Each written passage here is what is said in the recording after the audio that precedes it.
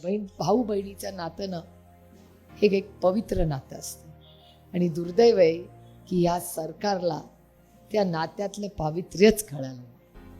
1500 रुपये किंमत रावली हो आमच्या नात्याला.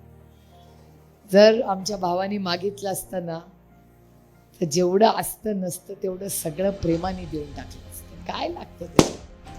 मी तर रामकृष्ण हरी आहे, खाली हात आएंगे और खाली हात जाएंगे. कुठलं गठुडं घेऊन जाणार आहे मी, मला सांग. पण 1500 रुपये दिले.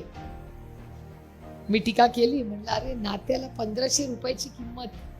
त्यांनी माझ्यावर हल्ला केला की अरे ज्यांचा जन्म सोन्याचा चमचा घेऊन झाला त्यांना काय 1500 रुपयाची किंमत आहे. मान्य आहे, हो झाला माझा जन्म सोन्याचा चमचा घेऊन, त्याच्यात माझी काय चूक? ते माझ्या आई वडील आणि आजी आजोबांचं कर्तव्य, माझं नाही. कारण का एक तुम्हाला सांगते, माझा हातात या 6 बांगड्या आहेत, त्या सोन्याच्या बांगड्या आहेत. त्या ना माझ्या आहेत ना माझ्या आईच्या आहेत.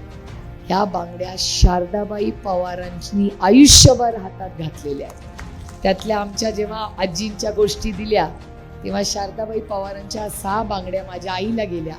माझी आई सोन्याचं काही घालत नाही. माझ्या आईला कधी पाहिलं असेल तुम्ही लांबून, फार कमी लोक माझ्या आईला बघतात. का माझी आई कुठे जात नाही, तिला कॅमेरा तर अजिबातच नाही. घरातले पण फोटो काढायला म्हणायला लागतात. 2 मिनिटं बाई, तो कॅमेरा, एक फोटो तर काढ.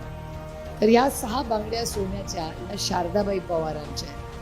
माझ्या या बांगड्या का सोन्याचा चमचा हा माझ्या आजी आजोबांच्या शेतीच्या कष्टाच्या पैशाचा आहे.